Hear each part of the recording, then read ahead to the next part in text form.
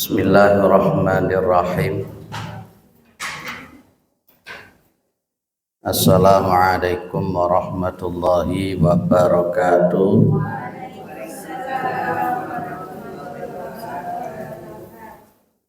Alhamdulillah. Alhamdulillahilladzi arsala rasulahu bil huda wa dinil haqq liyudhhirahu 'ala ad-dini kullih wa kafa billahi syahida. Asyhadu an la ilaha illallah wa asyhadu anna Muhammadan abduhu wa rasuluhu la nabiyya ba'dah. Allahumma shalli ala Muhammad wa ala alihi wa sahbihi wa man tabi'ahum bi ihsanin ila yaumiddin, amma ba'du.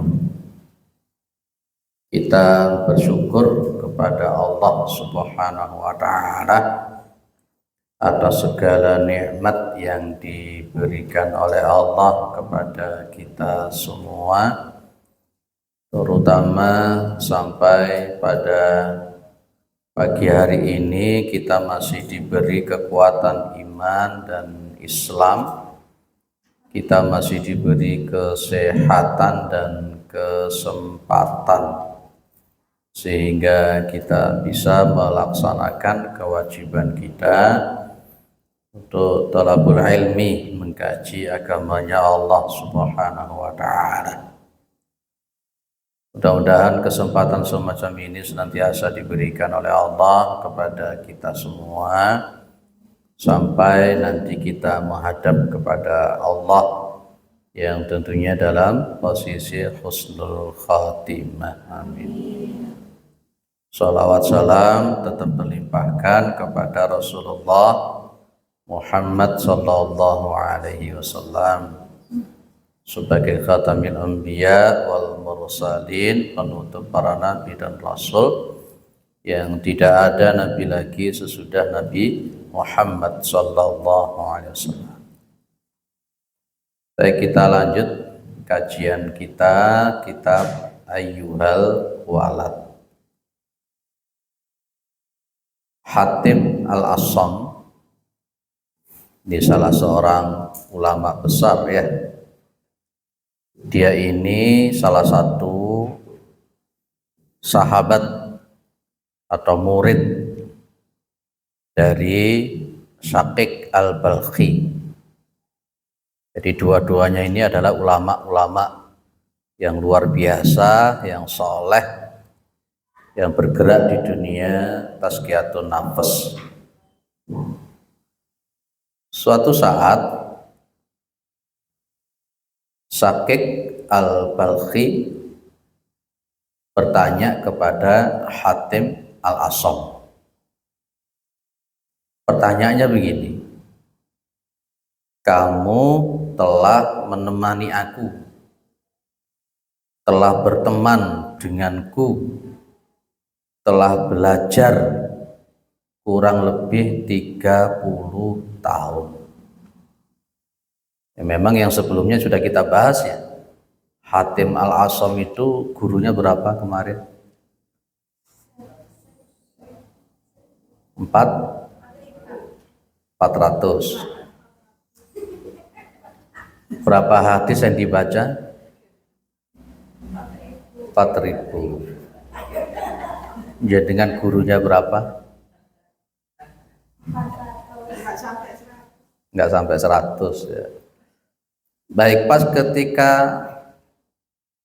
ditanya dia, ibaratnya gini loh, kamu berguru, berteman denganku kurang lebih 30 tahun, kira-kira hasilnya apa?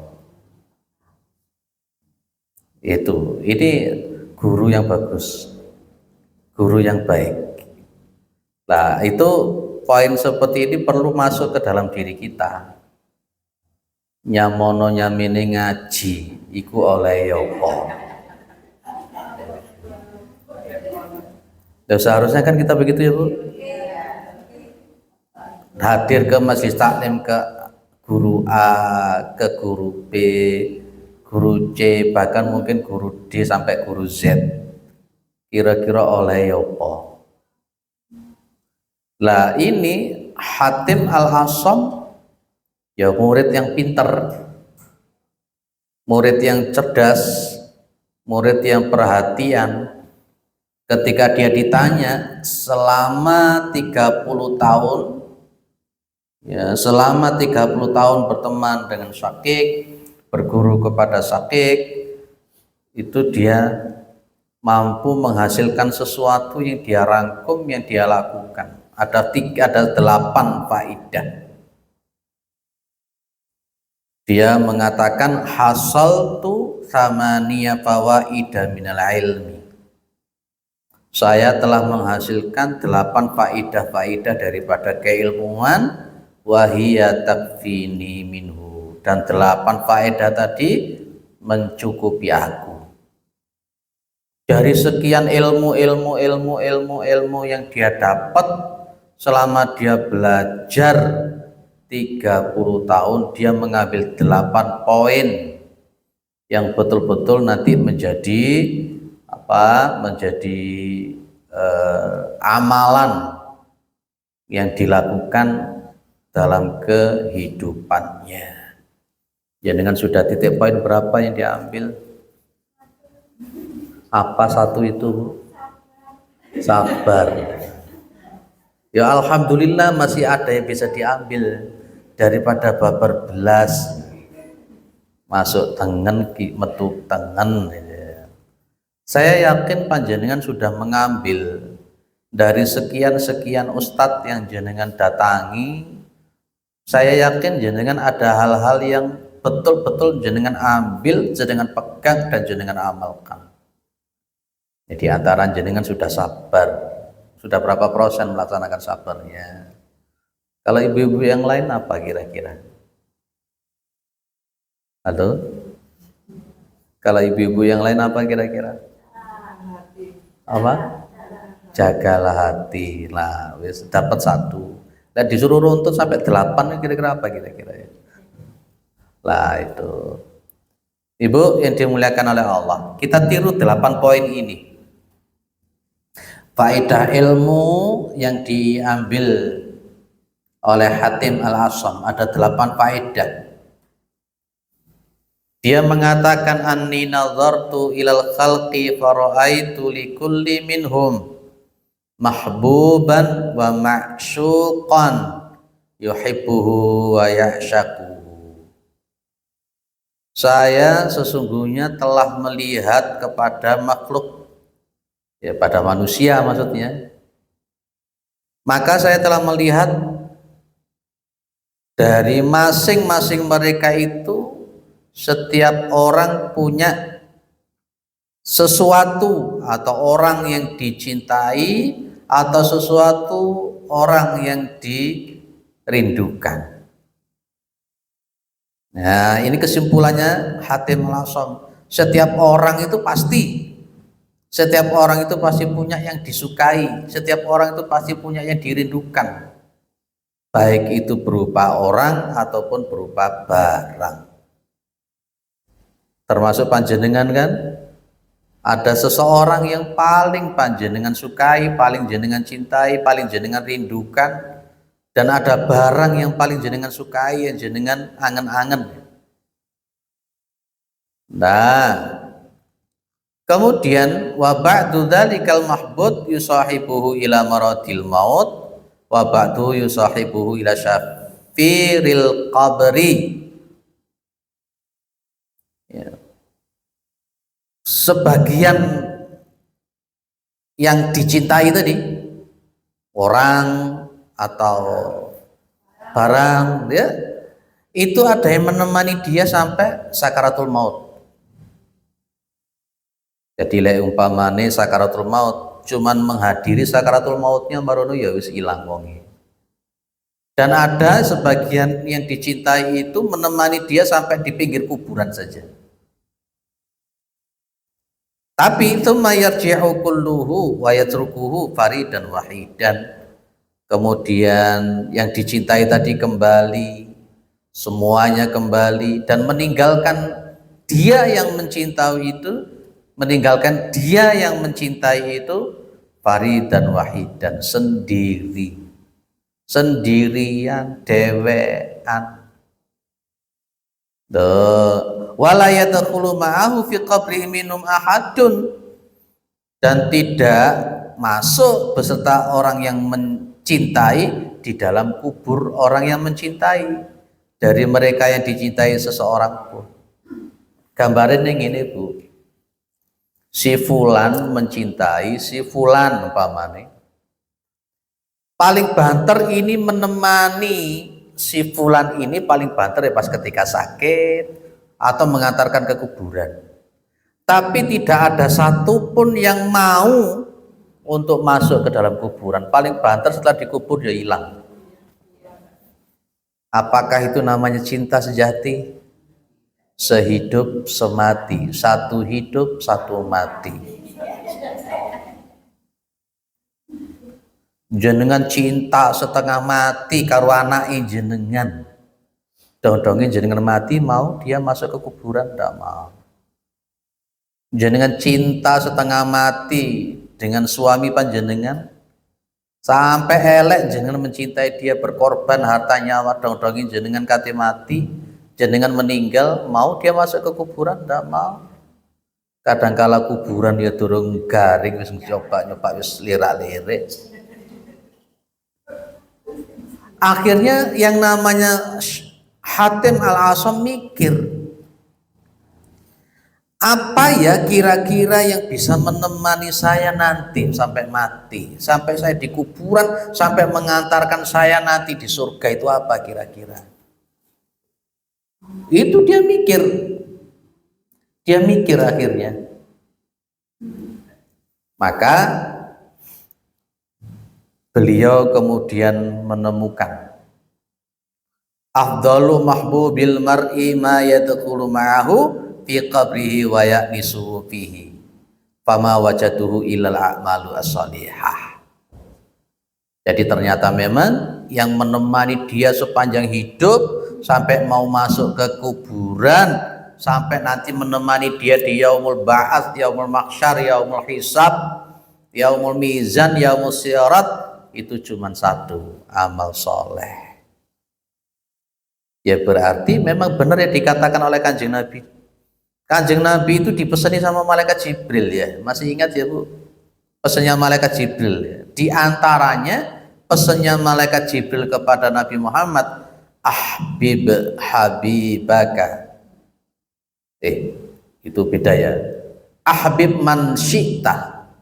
Silahkan kamu mencintai siapapun yang ingin kamu cintai.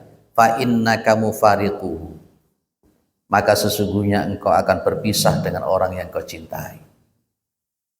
Makanya mencintai orang itu harusnya ahbib habibaka haunamma. Cintailah seseorang itu sekedarnya saja.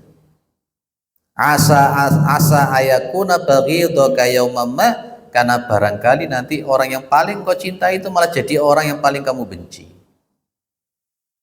Atau sebaliknya, abghid baghidaka haunamma, benci orang yang kamu benci itu sekedarnya saja. Karena barangkali asa ayakuna habibaka yaumamma, karena barangkali orang yang kamu benci nanti malah jadi orang yang paling kamu cintai.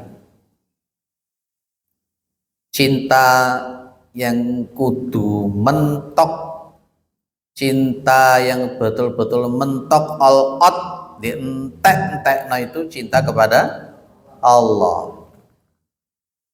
Kalau sesama makhluk, cinta kepada Rasulullah Muhammad SAW.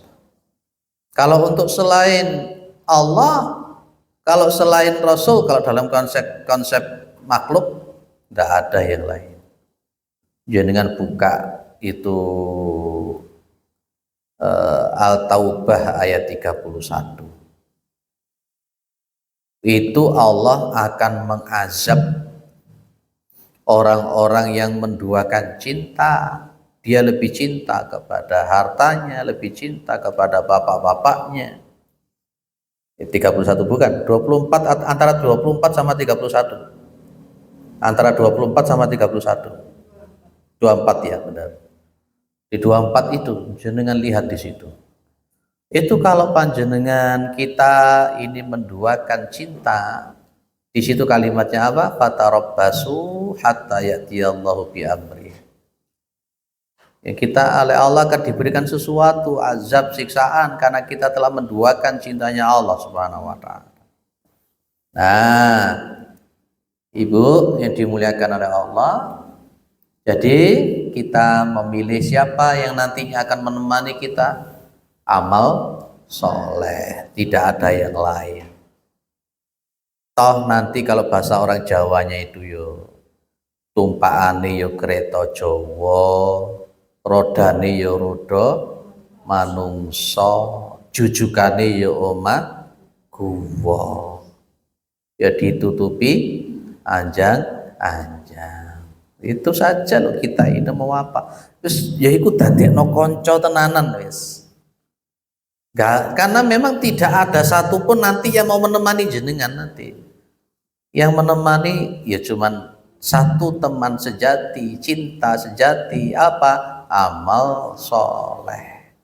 Mau apa lagi? Jenengan cinta dunia sampai elek, digoleki sampai elek, awan dadi sore-sore dadi bengi-bengi dadi isuk, digoleki dong-dongi begitu mati gak gelem ngancani. Betul ya Bu ya? Nah, ngene iki lek jero pengajian ngene iki sadar. Kok kira-kira lek semulih kira-kira sik sadar apa ora? Insyaallah. Biasanya semakin bertambah usia, maka kesadaran itu semakin meningkat. Bagi yang punya hatinya tidak tertutup, hati ini ketutup, yo padha wae. Wes, pilih saja itu.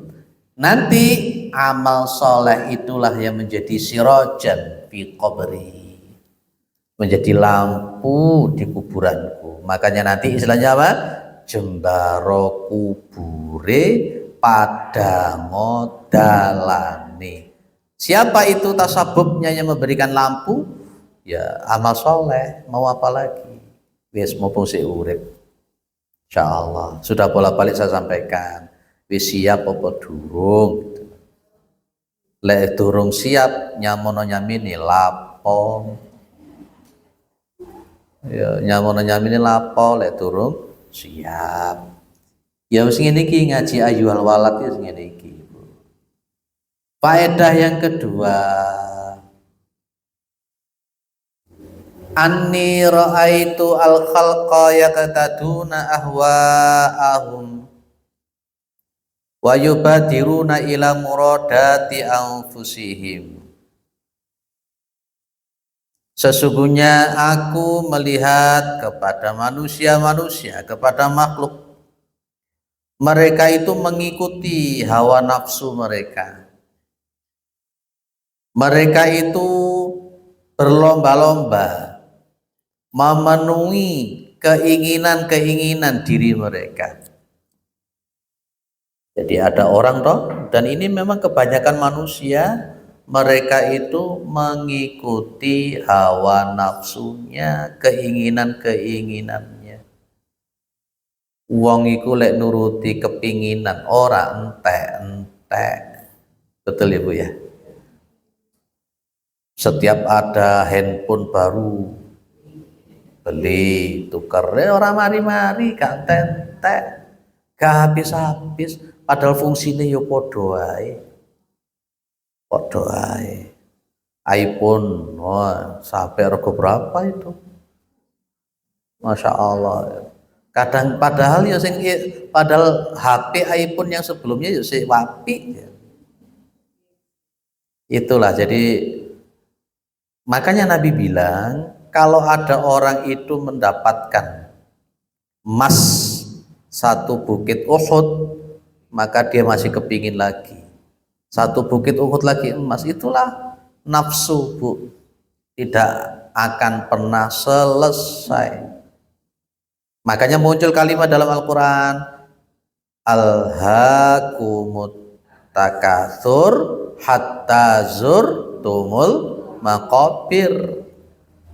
Nah itu loh, telah melalaikan kalian at-takatsur, berlomba-lomba, bermegah-megahan mencari dunia, harta, hatta zurtumul maqabir, sampai kalian itu zurtum al maqabir. Kata-kata zaro ya zuru, zur itu mengunjungi kuburan. Maksudnya apa? Mati. Maka ibaratnya orang itu tidak akan mandek, tidak akan berhenti mengejar dunia sampai, mohon maaf basa kasaran nih, lambene dijejeli karo lemah. Ya itu makanya. Tadi jenengan sudah baca surah Al-Adiyat loh. Ayo, apa tadi hubungannya dengan ngaji kita tadi? Surah Al-Adiyat yang hubungannya dengan ngaji kita nomor 2 ini apa tadi?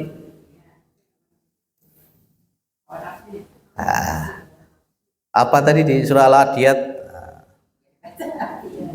yang berhubungan dengan yang kita bahas nomor 2 ini? Apa? Wa innahu lihubbil khairi lasyadid. Afala ya'lamu idza lah itu. Kata-kata lihubbil khair, al khair itu kan harta benda. Benar ya? Al khair itu harta benda. Loh, memang harta itu oleh Allah disebut al khair karena memang ada kebaikannya untuk jihad dan sebagainya. Tapi di situ kelihatannya innahu lihubbil khairi lasyadid. Apa lasyadid itu artinya, Bu? Nah, lasyadid itu nemen. Jadi memang manusia itu cintanya kepada dunia tenanan nemen pol.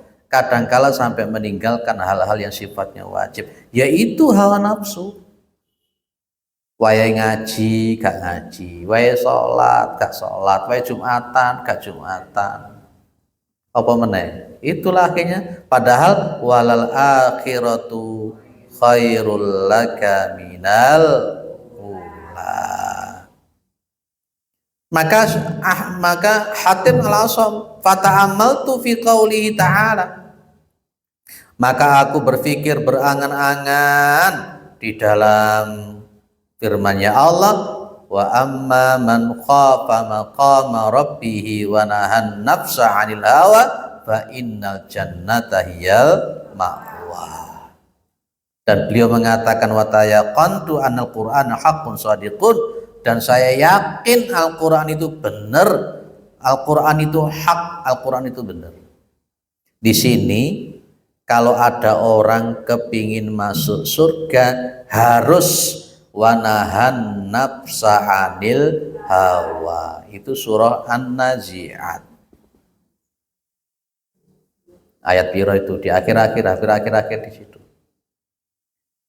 Wanahan nafsa anil hawa berarti, dan orang yang menahan hawa nafsunya, maka fa'innal jannata hiyal ma'wa, maka dia itu tempatnya ada di dalam surga. Lek panjenengan kepingin mlebu surga, ya kudu pinter-pinter menahan hawa nafsu keinginan. Itu makanya memang begitu namanya surga itu diciptakan awal-awal, malaikat Jibril oleh Allah disuruh lihat. Terus kamu lihat itu surga itu, lihatan surga itu. Maka kemudian malaikat Jibril bilang, malaikat Jibril bilang, ya Rabb, andai kata mereka tahu tentang kenikmatan-kenikmatan yang ada di dalam surga, ya Rabb, maka tidak ada satupun dari mereka yang tidak kepingin masuk surga. Akhirnya gini loh, kalau surga itu dituduh nopo enak, mala ainun ra'at wala utunun sami'at wala qatara min qalbin basar. Monggo Bapak. Nggih. Kok di mau. Nah, kalau umpamanya manusia itu ngerti betapa nikmatnya surga yang ngono kuwi gak ono sing gak salat.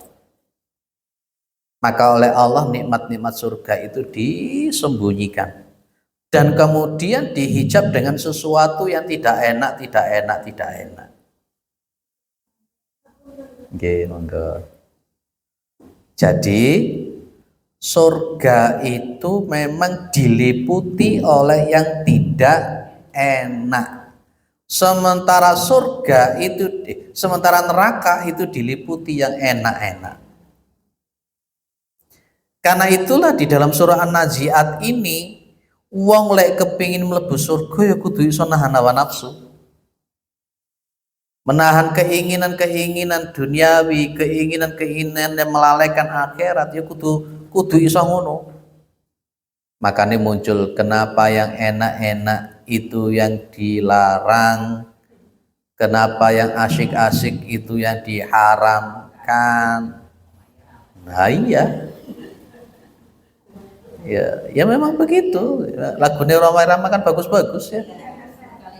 Ya, tapi setelah bicara nasab itu jadi gak karu-karuan. Ya, memang begitu. Lah inilah poin yang kedua ini. Faedah ilmu yang kedua ini, lek kepingin mlebu surga, ya wis lakonono sing gak enak. Maka fabadartu ila khilafi nafsi, maka aku telah bersegera kepada yang bertentangan dengan keinginan dan nafsuku. Fatham watashammartu limujahadidiha, dan aku bersungguh-sungguh, berupaya sungguh-sungguh ya untuk memerangi hawa nafsu. Itu di 4 memang ibaratnya lek kepingin mlebu surga kudu pinter ngempet.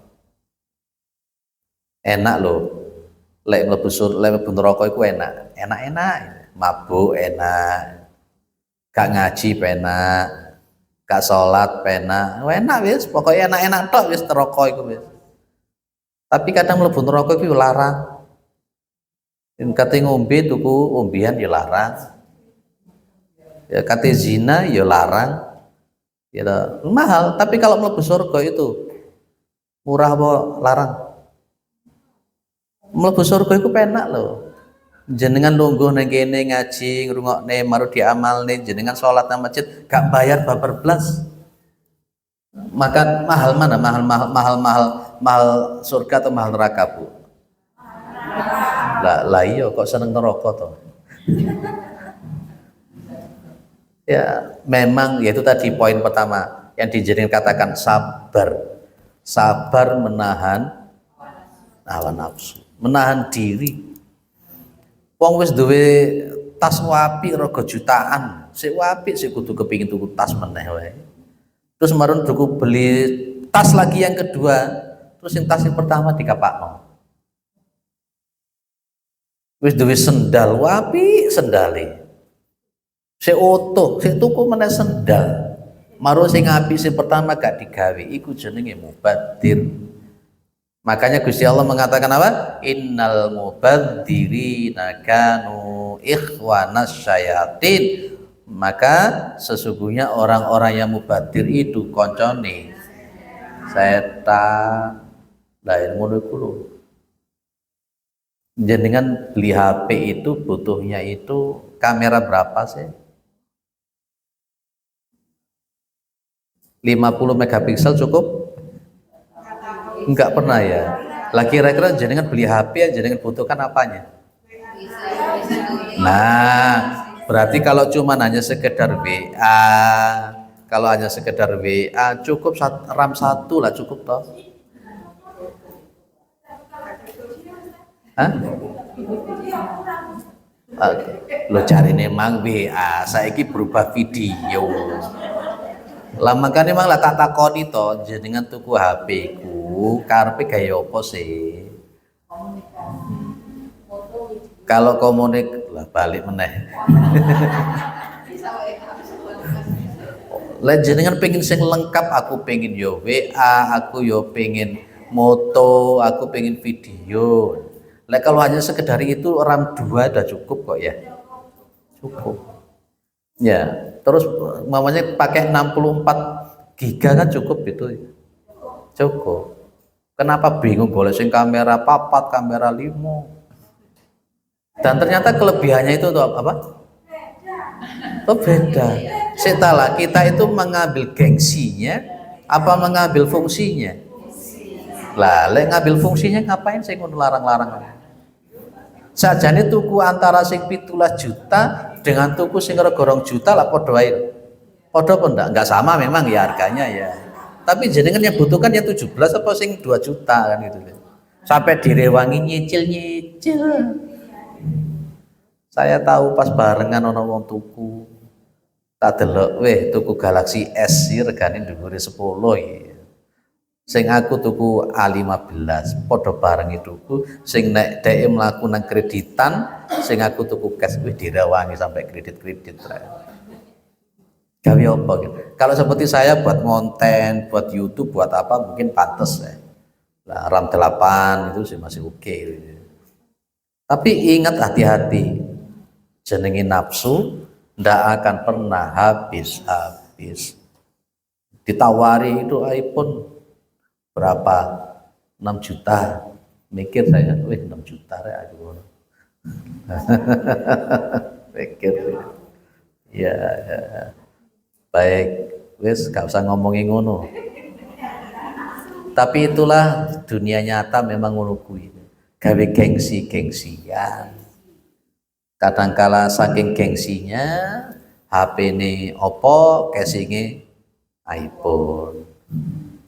Ya gak usah begitulah, apa adanya sesuai dengan kemampuannya.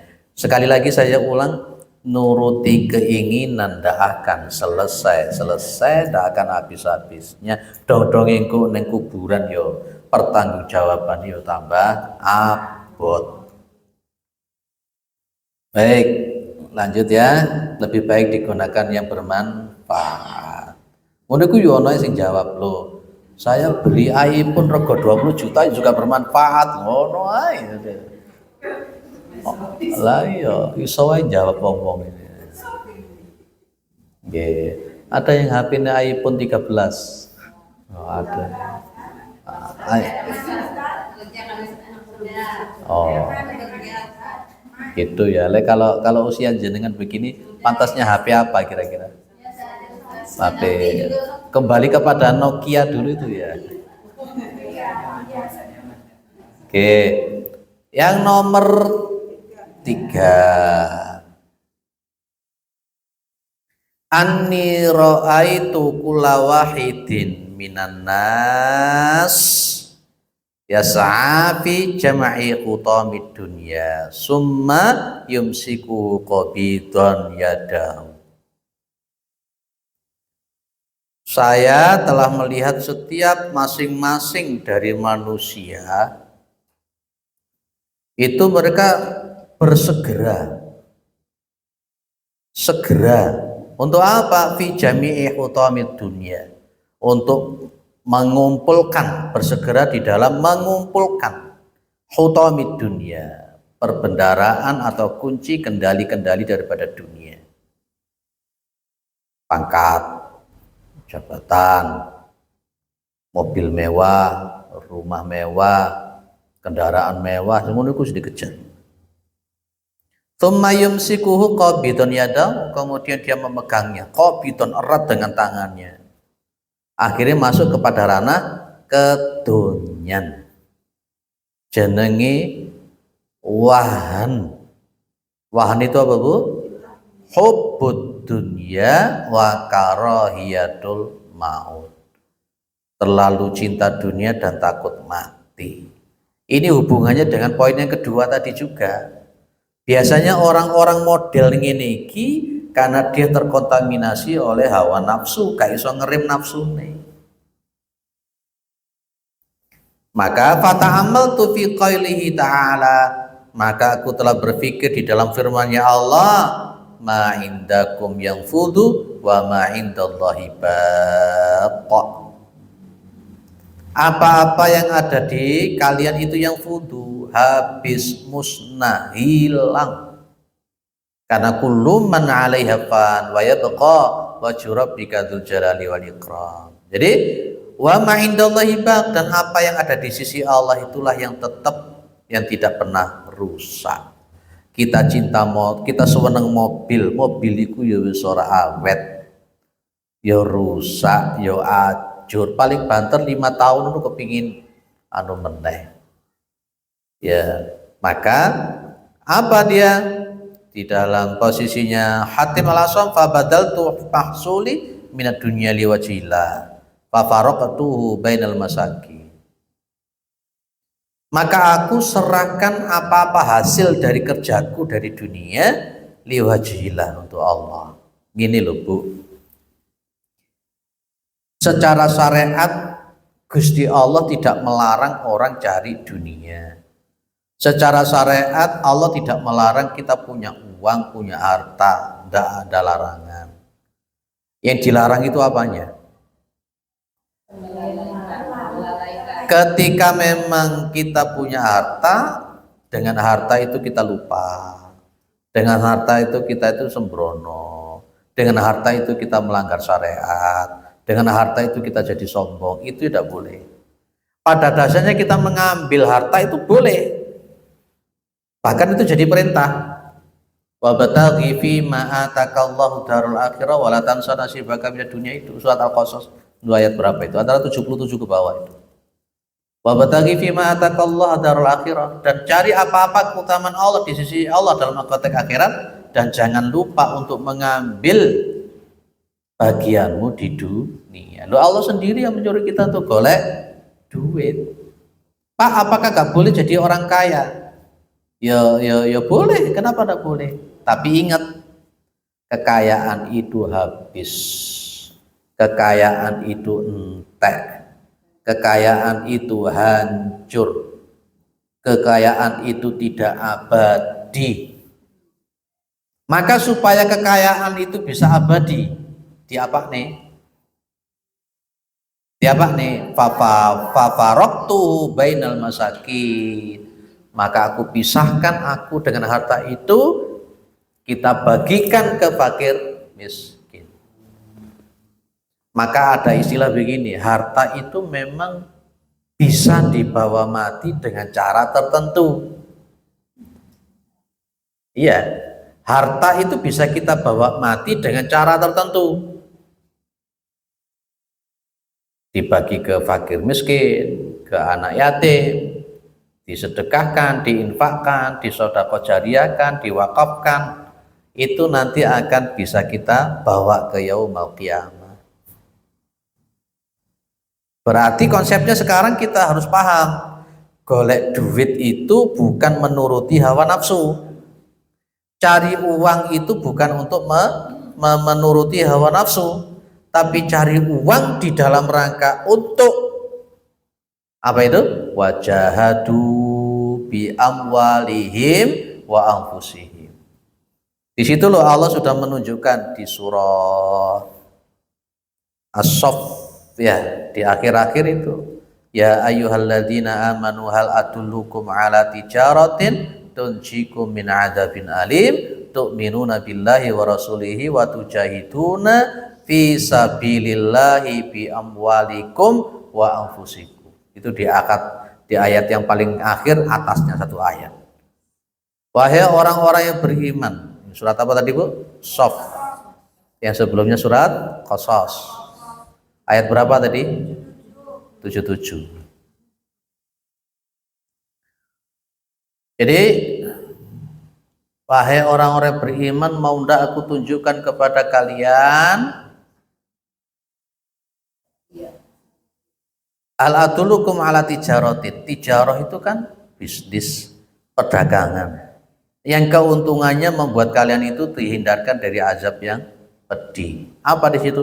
Tu'minuna billahi wa rasulihi, kalian beriman kepada Allah dan Rasul. Kemudian wa tujahiduna fi sabilillah, kalian berjuang di jalan Allah dengan apa di situ Bu? Dengan harta kalian. Nah, kalau memang kita mesti harus mengambil harta, jadilah seperti Abu Bakar As-Siddiq, jadilah seperti Abdurrahman bin Auf, jadilah Utsman bin Affan. Ya, termasuk Abu Talhah barang itu, orang terkaya di Madinah, orang Ansor yang punya kebun kurma namanya Bayruha. Nah, ini faedah yang ketiga yang diambil oleh Hatim Al-A'sam. Dadi sugih tapi gak sombong, dadi sugih gak kemliti, dadi sugih tapi orang medit, apa meneh? Dadi sugih tapi suka menolong orang. Lah itu supaya harta itu nantinya juga bisa kita bawa.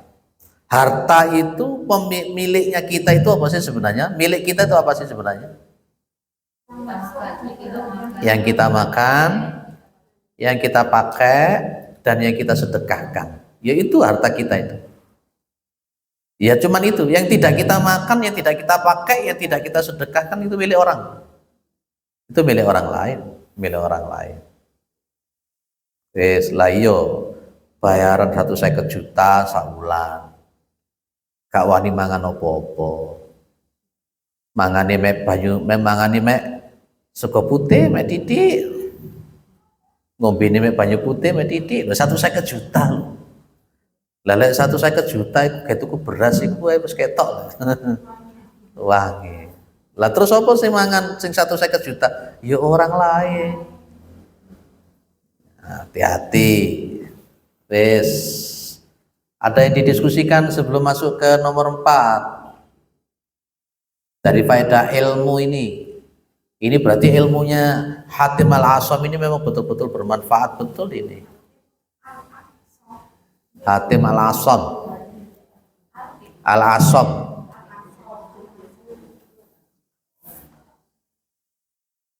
Ada yang didiskusikan? Masya Allah, berarti wis. Mana 1 sampai 3 yang sudah dilakukan yang mana?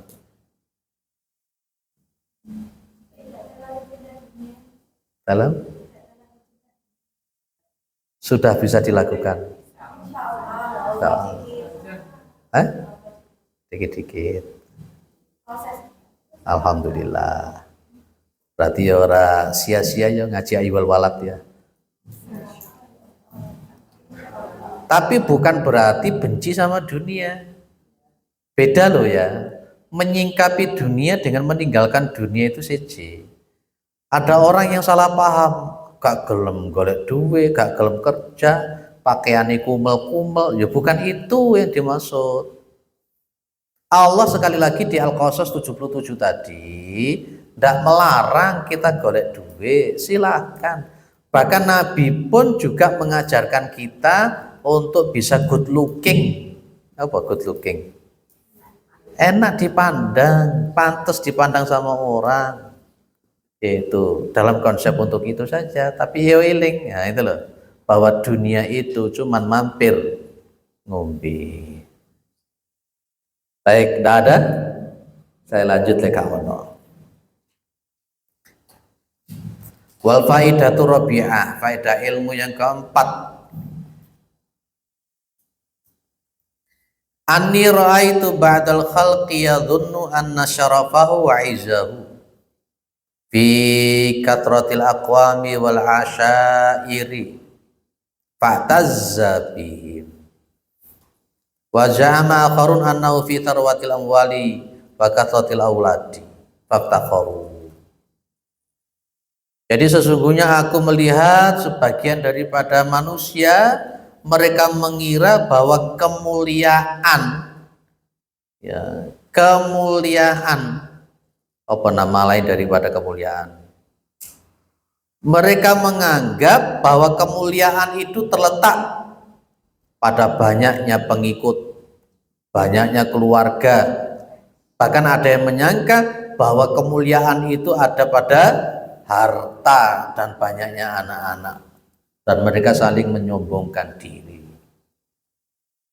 Ada orang-orang itu seperti itu ya Bu, bahwa kesuksesan itu harta, Kesuksesan itu pangkat, kemuliaan itu harta, kemuliaan itu pangkat jabatan, kemuliaan itu uang. Ono sing nganggap ngono kuwi. Benar ya? Jadi tolak ukurnya jadinya akhirnya kemudian memandang orang itu sukses dan tidak sukses, yang dipandang cuma harta. Memandang orang mulia dan tidak mulia itu yang dipandang cuma harta. Nah, ini tidak betul. Itu merupakan ciri dari orang-orang yang jahil. Mohon maaf kalau bahasa kasaran nih, ciri-ciri daripada orang yang bodoh.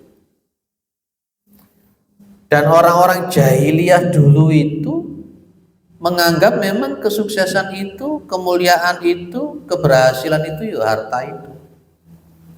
Sampai hari ini terbawa. Anakmu sukses yo, anakmu saiki sugih lho kan. Nyekolah nih anak, ayo le sekolah sing pinter, cek pinter golek duit lho kan. Apan katakon karo tanggane, anakmu saiki kerja ndi?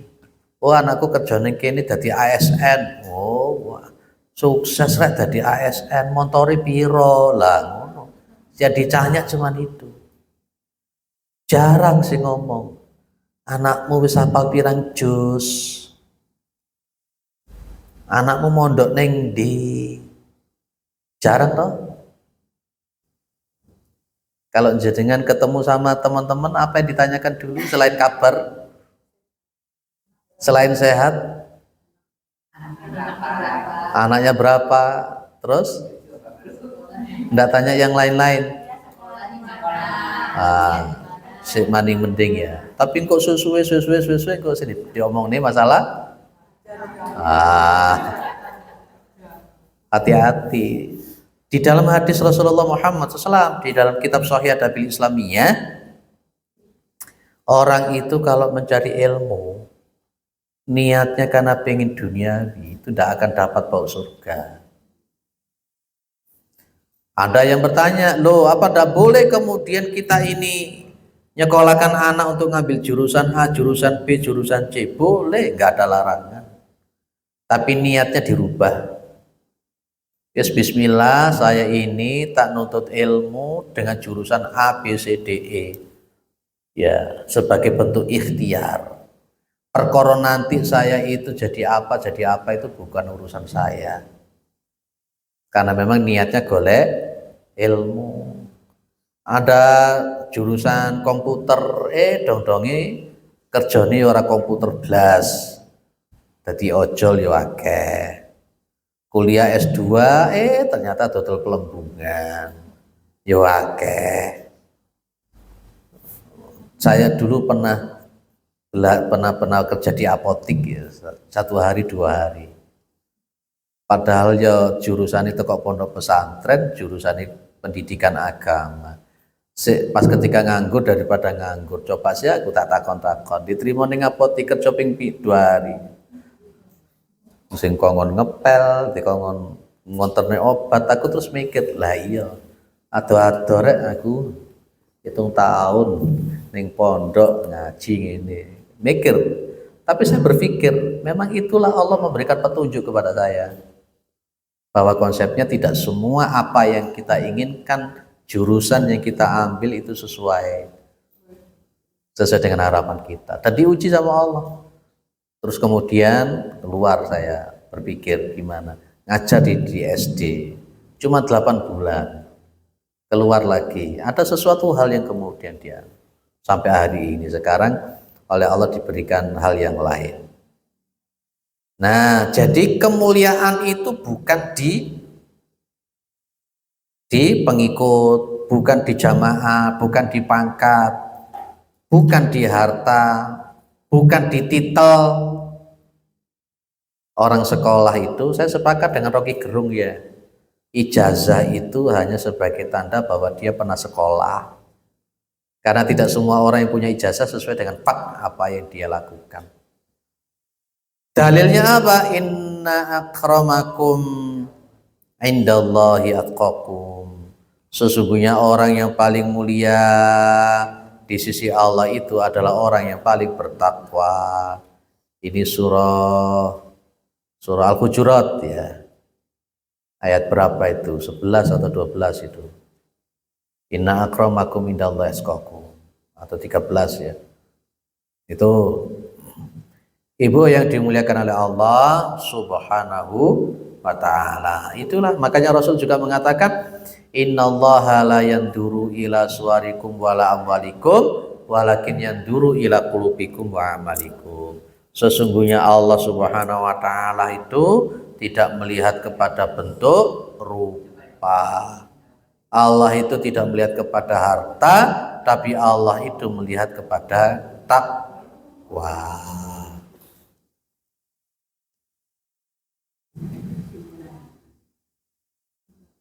Baik, berarti di sini.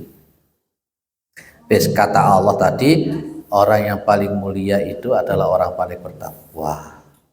Al-Hujurat ayat 13.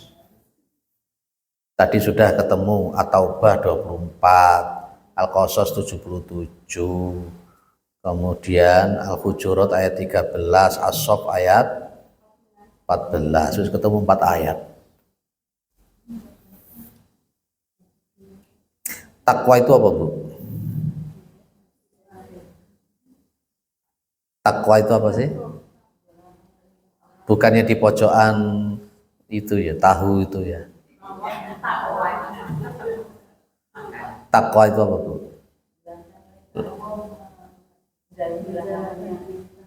Menjalankan perintah, cuman begitu saja. Apa kira-kira, Bu, takwa itu? Memang itu umum itu, memang biasanya orang menerjemahkan begitu, menjauhi larangan dan melakukan perintah.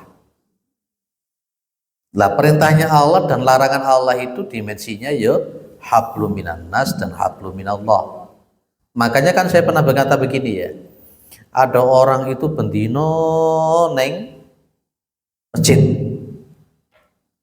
maka kita tidak bisa mengatakan orang itu bertakwa, karena bertakwa itu dimensinya vertikal dan horizontal.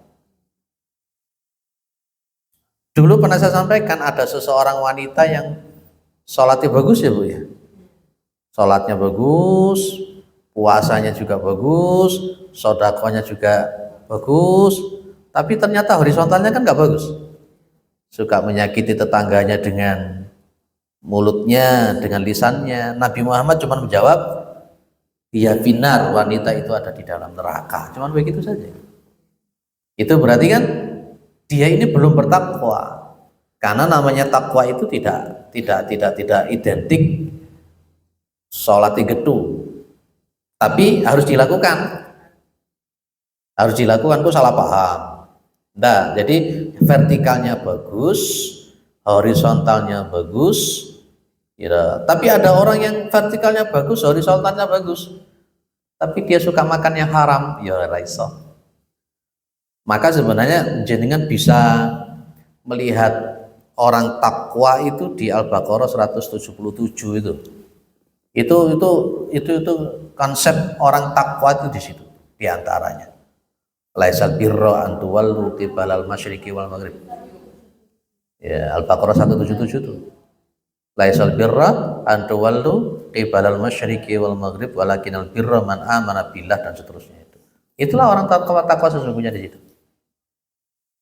Nah, apa dikira bendino sarungan, nah itu berarti orang bertakwa? Yuru, belum tentu. Apa orang sing bendino nyekel apa tasbih itu sudah takwa? Belum. Apa orang yang setiap hari pegang apa Al-Quran itu juga bertakwa? Belum. Itu 177 itu jadi lihat. Oke.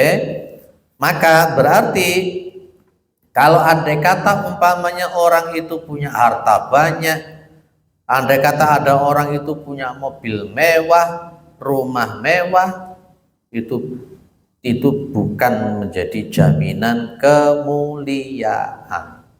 Lihatlah hubungan vertikalnya, lihatlah hubungan horizontalnya. Lihat di situ. Clear. Wes itu faedah yang keempat. Ayo kita berusaha tuh yang nomor papat iki.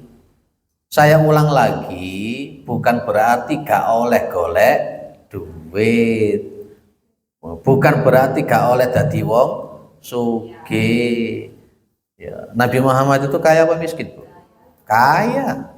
Tapi Nabi Muhammad lebih memilih hidup sederhana. Itu Nabi Muhammad. Jenengan kalau disuruh memilih hidup sederhana dan tidak sederhana, milih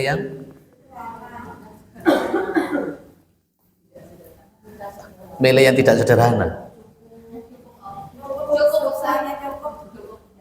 Londas, jenengan tak suruh milih antara hidup sederhana dan tidak sederhana, milih sing di tenanan.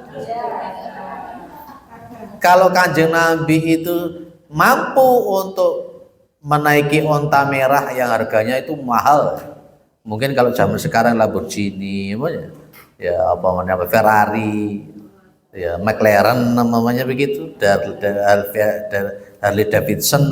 Tapi Nabi cukup menunggangi kuda yang biasa, keledai yang biasa.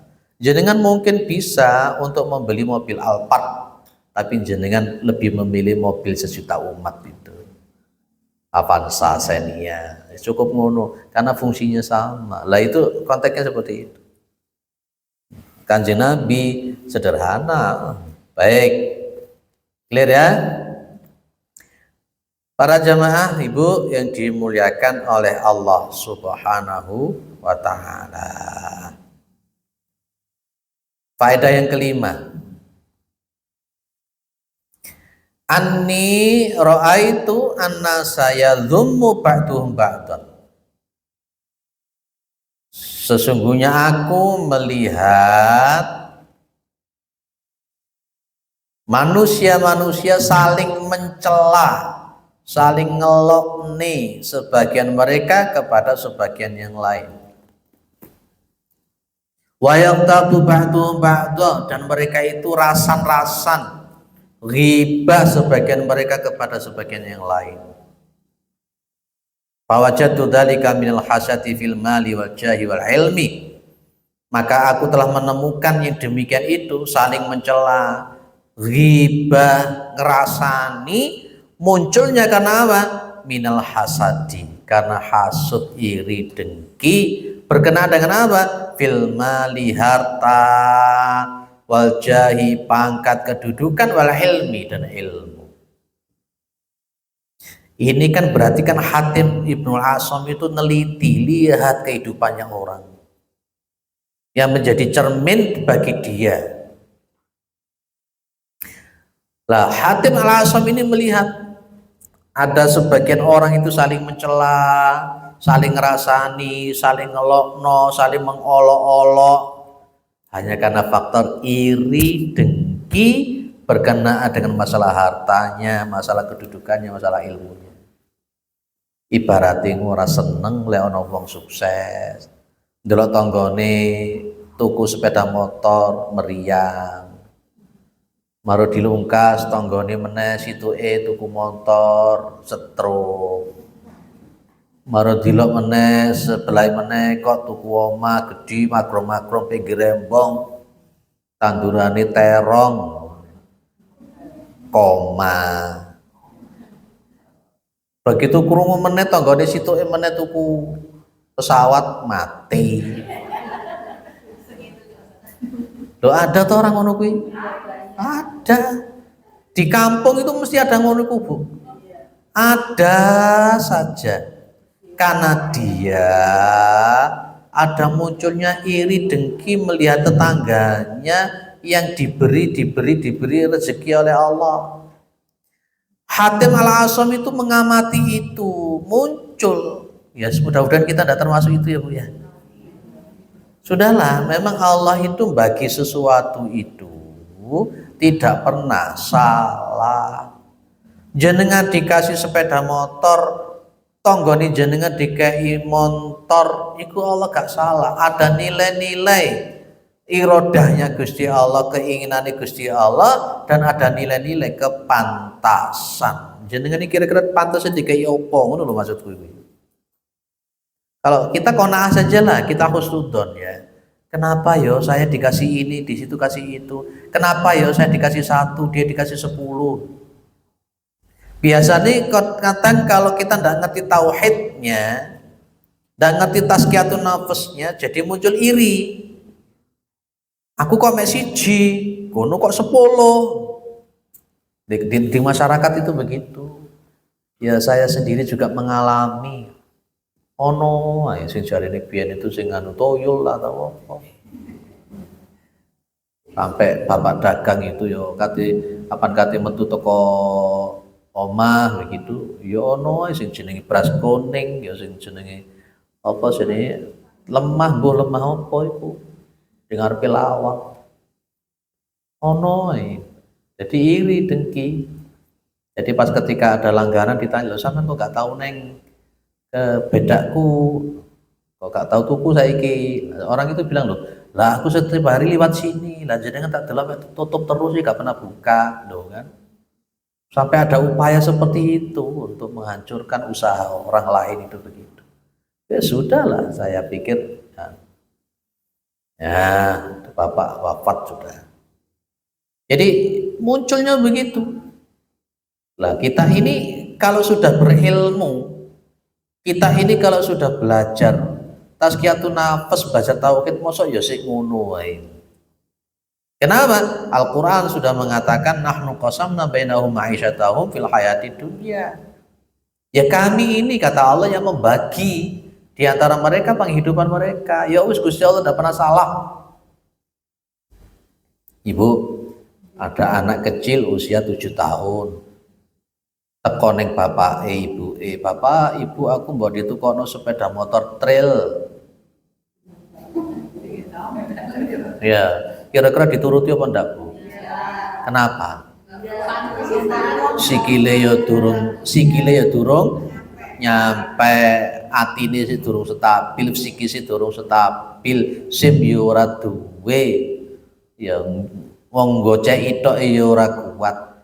Bapak ibu bukan karena tidak sayang, ibunya bukan karena tidak suka, tapi justru karena sayang, justru karena cintanya tidak dibelikan, ditunda. Jenengan iku sakjane mikire ya ngono, saya juga seharusnya mikirnya begitu. Jenengan njaluk nang Gusti Allah, ya Allah, aku mbok njaluk duit sing akeh. Ambil Gusti Allah turun-turun dikekeki. Anggap ae kita iki arek cilik durung pantes duit akeh. Kalau saya memahaminya begitu Bu, sehingga saya itu jadi legowo. Oh iya, saya aku njaluk ini. Mungkin Nabi Gusti Allah ada sesuatu hal, maka bunyinya wa asa antakrahu syai'an wa khairul lakum, itu Al-Baqarah 216 itu. Al-Baqarah 216 itu. Barangkali sesuatu yang kamu tidak suka itu malah justru yang terbaik untuk kalian.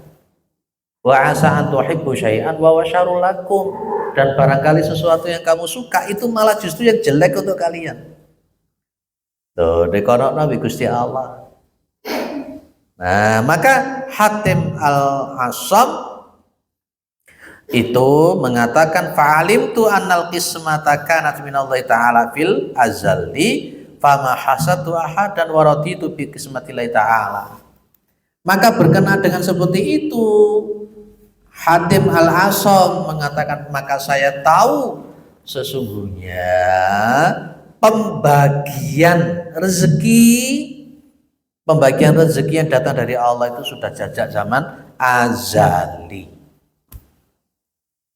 Manusia belum hidup, manusia belum ada, dunia alam semesta belum ada, takdir sudah dicatatkan. Yang awal pertama diciptakan oleh Allah apa Bu? Arsy. Yang kedua Al-Qalam. Al-Qalam itu kemudian oleh Allah diperintah untuk mencatatkan semua takdir.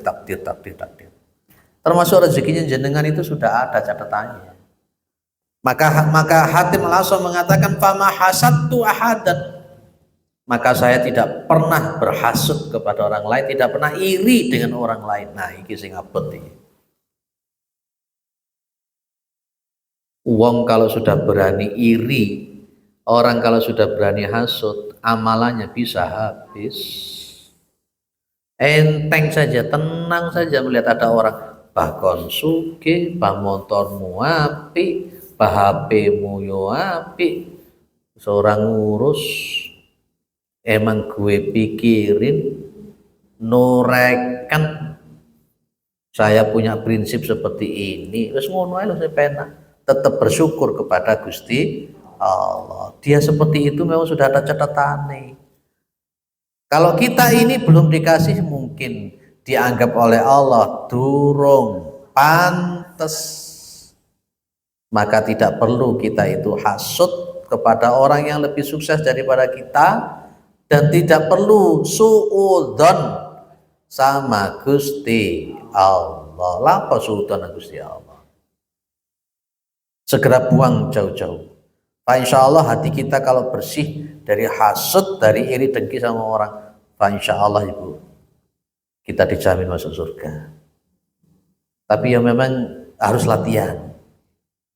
Urip ning kampung terutama, apalagi urip ning perumahan. Lah di urip perumahan itu delok iso mae yo api-api. Saya hidup di kampung, saya hidup di kampung. Ya rapat-rapat begitu, masya Allah. Ya sono ae. Nah, clear ya. Yang ono sikut-sikutan, apa jegal-jegalan, jor-joran, tanggane ngecet, melok ngecet. Tanggane gawe mas, bingung lihat tuku mas. Saya cuman bilang sama istri saya, sudahlah, emasnya sampean itu sudah, emasnya sampean itu sudah berapa kilo, gitu kok bingung. Berapa kilo? Aku dewi lalu ya berapa kilo? 80 ya, nggak sampai ya, 70 kilo lah. Aku ora tahu timbang. Masih sampean itu udah 70 kilo kok bingung. Produktif lagi masnya itu. Nah, itu. Kate bingung gawe kalung. Wong kalungnya ketutupan jilbab. Apane sing kate dipamerne? Kate gawe binggel yo gawe kaos kaki. Apane sing ketok? Begitu aja kok bingung lho. Tak guyoni begitu. Ya sembuh lah. Lanjut ya, wis ojo hasud, ojo iri, ojo dengki, sing qanaah, sing ridho dengan bagiannya Gusti Allah. Tetap jangan salah paham ya, berkenaan dengan yang sebelumnya. Golek duit itu tetap jalan, kerja ya tetap jalan, ikhtiar ya tetap jalan. Lah ditakdirkan jenengan dodolan ya wis dodolono wis. Engko hasilnya piye, sing penting kerja. Ada berapa dulu? Kerja keras. Lanjut apa meneh? Dolar buka isian. Kapal, kerja keras. Yang kedua, kerja cerdas. Yang ketiga, kerja ikhlas. Nomor 4, kerja tuntas. Nomor 5, kerja bakti. Nomor 6, sama-sama kerja. Nomor 7, kerja sama. Ini yang cuman ini yang kita lakukan. Hasilnya kaya ngopo itu sudah bukan jadi urusan kita sudah. Hasilnya kayak apa itu sudah bukan urusan kita. Tidak perlu ikut-ikut ngatur-ngatur Allah Subhanahu wa ta'ala. Clear? Sudah legowo, sudah ridho, sudah qanaah, wis gak ono iri dengki, gak ono baper-baperan, gak ono iri-irian. Nah, insyaallah tenang. Dan nanti juga andai kata kita ketemu dengan orang yang lebih daripada kita dalam satu hal atau dua hal, tidak boleh minder. Minder itu hukumnya haram. karena dia berarti tidak mensyukuri dan dia berarti tidak memahami. Mungkin sekarang dia itu oleh Allah diberi harta, tapi mungkin dia tidak diberi oleh yang lain. Jenengan sekarang oleh Allah tidak diberi harta, tapi jenengan dikasih yang lain. Kalau rendah hati hukumnya wajib, kalau rendah diri hukumnya haram. Nyapa rendah diri? Kalau ada uang 100.000, jangan kalau dikasih uang 100.000 gelem ya, cuma-cuma. Uang 100.000 itu diuntel-untel, diicak-icak. Jenengan masih mau terima kan? Kenapa kok masih mau? Lah nilainya. Maka manusia itu yang dipandang oleh Allah nilainya. Kenapa kita harus minder? Kita ada nilai di hadapan Allah. Saya juga ngaji, saya juga sholat. Kenapa mesti minder? Bukan hartanya itu. Makanya tadi saya bilang, inna akramakum indallahi atqakum. Sesungguhnya orang yang paling mulia di sisi Allah itu orang yang bertakwa. Jenenge mohon maaf, ada emas 10 gram diuncalne ke kotorannya hewan loh, tetap dia mulia. Kita ini oleh Allah ketika memang sudah mulai nyedek nang Gusti Allah, ada keilmuan yang sudah ditancapkan oleh Allah, ada iman yang sudah ditancapkan oleh Allah, mau apa? Kita sudah dimuliakan oleh Allah. Kenapa mesti minder? Kenapa mesti minder? Kalau umpamanya harta itu sebagai patokan mulia, maka orang yang paling mulia itu Qarun. Betul? Tapi ternyata Qarun tidak mulia, malah diblesni ke tanah. Kalau pangkat kedudukan itu adalah tanda kemuliaan, tentu Haman, anaknya Qarun, anaknya Fir'aun, ini yang paling mulia kedudukannya. Kalau kekuasaan itu menjadi patokan kemuliaan, tentu Fir'aun itu adalah yang paling mulia. Ndak iso ngono. Kalau ada orang nanti itu kekuasaannya bikin dia lalai dengan akhirat, dia nanti dikumpulkan di padang mahsyar dengan Firaun. Kalau ada orang itu yang dia lalai akhirat karena kedudukannya, dia sama Haman. Kalau ada orang itu lalai akhirat karena faktor hartanya, itu dikumpulkan sama Qarun. Kita nanti dikumpulkan sama siapa kira-kira?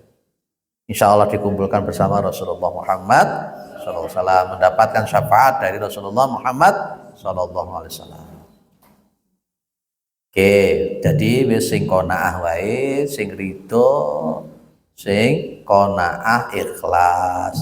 Gak usah dengki-dengkian, gak usah hasut-hasutan, gak usah ungkur-ungkuran. Nomor 6, inni ra'aitu yu'adi ba'duhum ba'dan li gharatin wa sababin.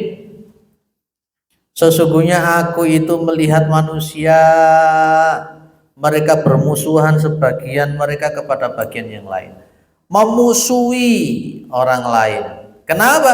Li gharatin wa sababin, karena tujuan tertentu dan karena sebab tertentu. Karo tangga nikah sapa-sapaan, gelut ta itu karanai cakar-cakaran, jambak-jambakan.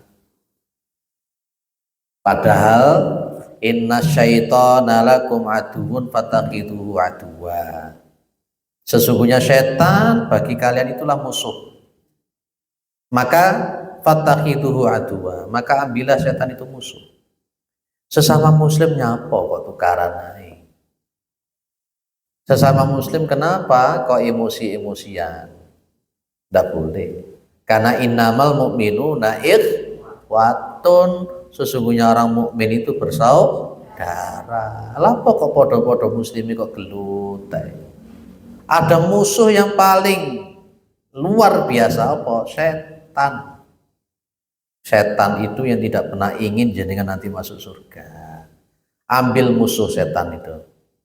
Fala tattabi'u khutuwati syaitan innahu lakum aduwwum mubin. Nomor 7. Inni ra'aitu kulla ahadin yas'a bi jiddin wa yajtahidu bi mubalaghatin li talabil quti wal ma'ashi bi haitsu yaqau bihi fi syubhatil haram wa yudillu nafsahu wa yuqisu qadrahu. Nah, jadi Hatim Asam mengatakan, saya melihat, sesungguhnya aku melihat setiap seseorang itu wis berupaya tenanan, sungguh-sungguh, pokoknya tenanan di dalam mencari penghidupan, sampai mereka jatuh kepada yang syubhat, jatuh kepada yang haram, sampai merendahkan dirinya, sampai mengurangi kapasitasnya di hadapan Allah Subhanahu wa taala. Maksudnya piye? Betapa banyak orang menghalalkan segala cara hanya untuk memenuhi kebutuhan hidupnya. Nah, maka fa'alimtu anna rezeki 'ala Allah taala. Maka aku itu paham rezekiku itu sudah ditanggung oleh Allah. Bunyinya apa? Wa ma min dabatin fil ardi illa 'ala Allahi rizquha. Dan tidaklah binatang-binatang melata yang ada di bumi kecuali sudah ditanggung rezekinya. Maka fastaghaltu bi ibadati wa qata'tu tam'i amman siwahu. Maka aku itu sibuk untuk melakukan beribadah kepada Allah dan aku memutuskan kerakusanku dari apa-apa selain Allah. Nah, jadi rezeki itu sudah ada yang ngatur. Jangan sampai goro-goro golek penghidupan, golek rezeki sampai menghalalkan segala cara, sing korupsi, sing nyolong, sing ngentit. Insyaallah. Terakhir, ini faedah 1 sampai 8 ini penting untuk selalu kita amalkan ya. Ini faedah ilmu yang intisari daripada Al-Qur'an dan Sunnah Rasulullah Muhammad SAW. Inni ra'aitu kulla wahidin mu'tamidan ala syai'in makhluqin. Sesungguhnya aku telah melihat setiap orang itu bergantung kepada sesuatu makhluk. Ada yang bergantung kepada uang, ada yang bergantung kepada harta dan kekuasaan, ada yang bergantung kepada pekerjaan, gitu ya. Ada yang bergantung kepada makhluk. Terus hati mengatakan, fata'amaltu fi qaulihi ta'ala wa may yatawakkal 'ala Allahi fa huwa hasbuh innallaha balighu amri. Qad ja'ala Allah li kulli syai'in qadra. Ini surah At-Talaq ya, ayat 3 itu. Wa may yatawakkal 'ala Allahi fa huwa hasbuh. Barang siapa yang bertawakal kepada Gusti Allah, maka Allah itu yang akan mencukupi. Artinya yang nomor 8 ini, artinya yang nomor 8 ini, bergantung itu jangan kepada makhluk. Tawakal itu bukan kepada makhluk, tapi kepada Allah. Bunyinya Al-Qur'annya apa? Allahus Somad. Allah itu as-Somad. Kita bergantungnya kepada Allah, jangan bergantung kepada makhluk. Di samping nanti akan jadi musyrik, Allah akan tinggalkan itu, makhluk itu tidak punya daya apa-apa. Bunyinya apa? La haula wala quwata illa billahil aliyil azim. Tawakal itu hanya kepada Allah. Dan kalau kita tawakal kepada Allah, Allah pasti akan mencukupi. Karena makhluk itu tidak punya kekuatan apa-apa. Oke ya, ini 8 ini apa atau enteng ini?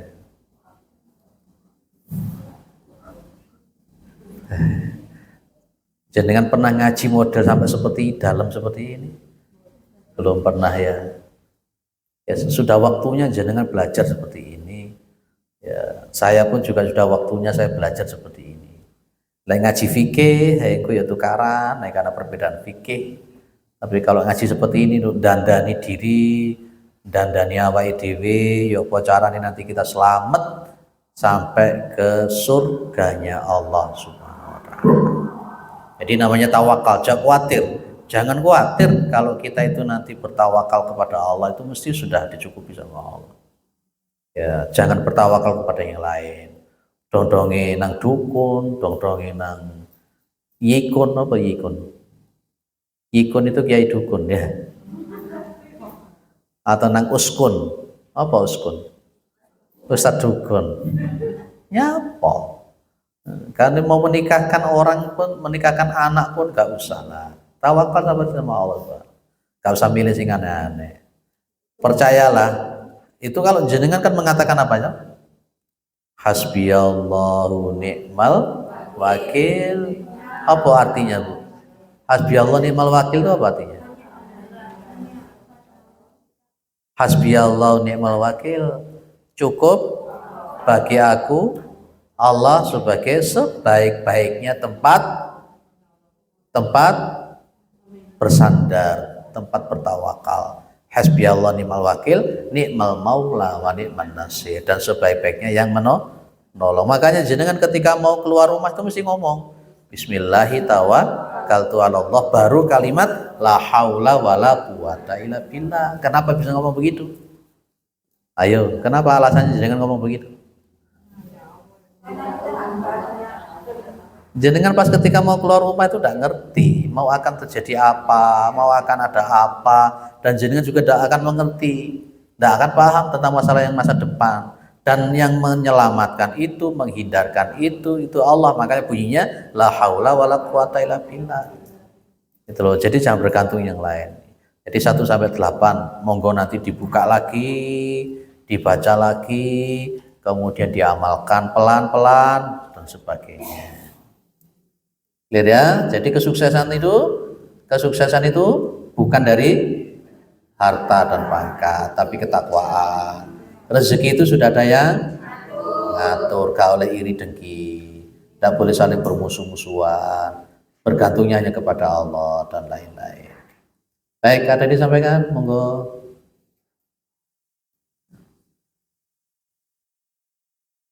Alhamdulillah leka Allah, luar biasa. Luar biasa. Oke.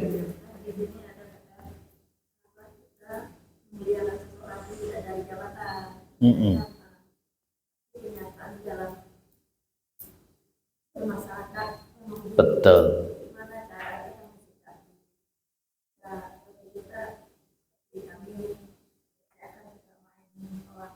Oke, baik.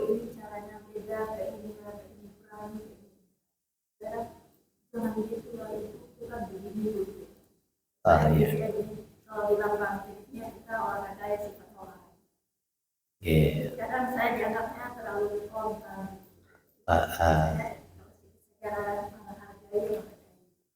Kalau punya jabatan suaminya gitu, tapi kalau terlalu mengatur di tempat olahraga kan kita ada rasa. Iya. Tapi saya tuh selalu ini saya tambah 1 hadis dulu ya, ini hati-hati juga. Poin yang pertama, Nabi pernah mengatakan man tawaddo'a lil ghina li ghinahu faqad dhahaba thulutsu dinihi. Barang siapa orang yang merendahkan dirinya kepada orang yang kaya karena kekayaannya, maka sepertiga agamanya itu sudah hilang. Bahaya loh sepertiga agama hilang. Jenengan saya umpamanya kok muntuk-muntuk, mendek-mendek kepada orang yang kaya, itu sepertiga agama sudah hilang. Ya, karena keluar dari kaidah-kaidah itu.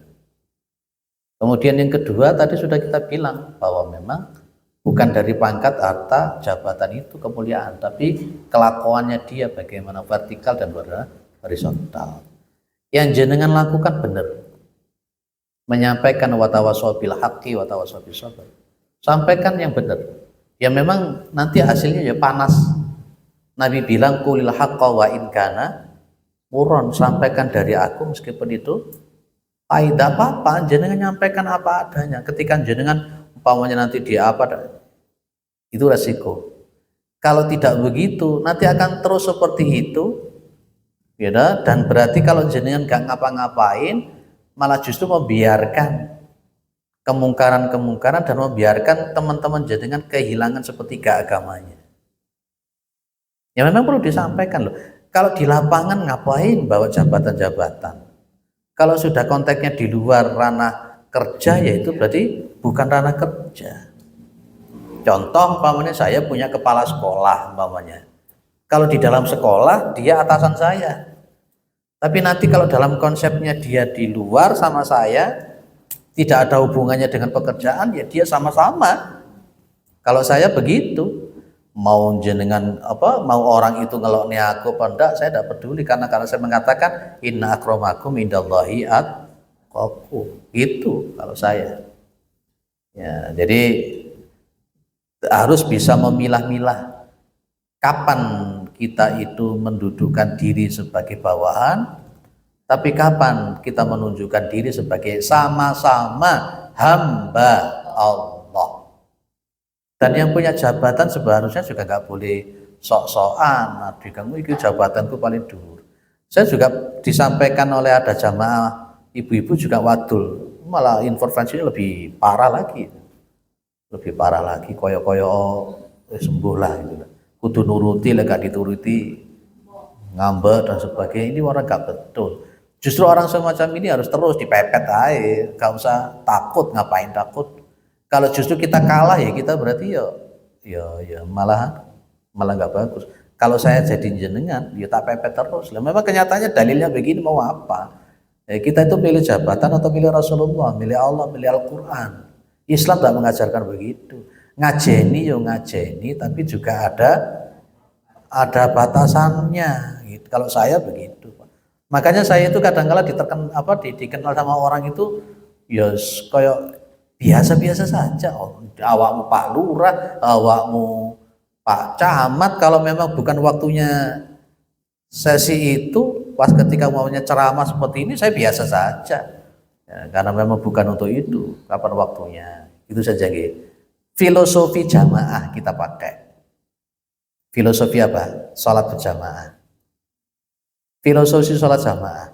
Jenengan jenderal masuk masjid lepas sepatu, lepas sandal. Jenengan jenderal tetep lek datangi teko ya saburi. Jenengan jenderal tapi lek gak iso ngimami dadi makmum ya tetep kudu manut imam. Itu filosofinya kalau saya di situ, Ibu. Saya filosofinya begitu.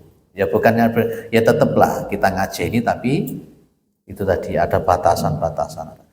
Kalau sikap jenengan lanjut aja enggak apa-apa.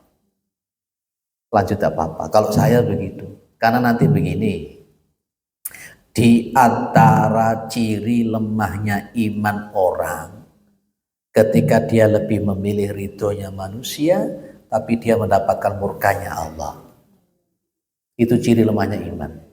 Hanya gara-gara wedi kepada manusia, dia akhirnya tidak menyampaikan sesuatu yang benar karena takut mencari ridhonya Allah.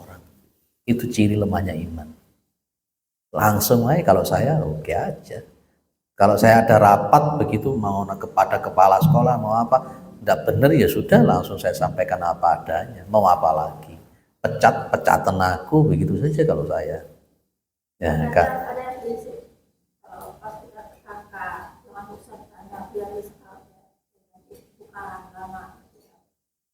Saya berdua kali buka maaf. Jadi sekarang jangan tanya udah sekarang. Iya, enggak apa-apa, sekali-kali memang kita perlu begitu. Pasti ketika memang niat kita benar, man jahada fina lanahtadiyannahum subulana. Barang siapa memang bersungguh-sungguh di jalan kami akan memberikan petunjuk. Intan surullah yansurkum. Jika kamu menolong agama Allah, pasti ditolong sama Allah. Itu saja. Percaya saja lah. Saya juga punya jamaah itu di sama tetangganya dan sebagainya. Saya bilang sabar. Memang berdakwah itu ya begitu. Di mana-mana namanya dakwah itu enggak lancar. Namanya dakwah mesti ada sandungannya. Tapi percayalah, Allah akan memberikan pertolongannya. Kalau saya begitu. Lanjut saja Bu, tidak apa-apa. Yeah. Ini ceritanya di pondok. Kalau kita mau ke kiai itu jalannya kita belum nyampe itu udah merasa gitu. Termasuk tidak boleh. Masuk merendahkan. Iya, tidak boleh. Para sahabat tak pernah begitu sama Nabi. Ya harus ditentang aturan begitu. Dia bukan Nabi kok. Mohon maaf, Nabi Muhammad aja tidak begitu kok.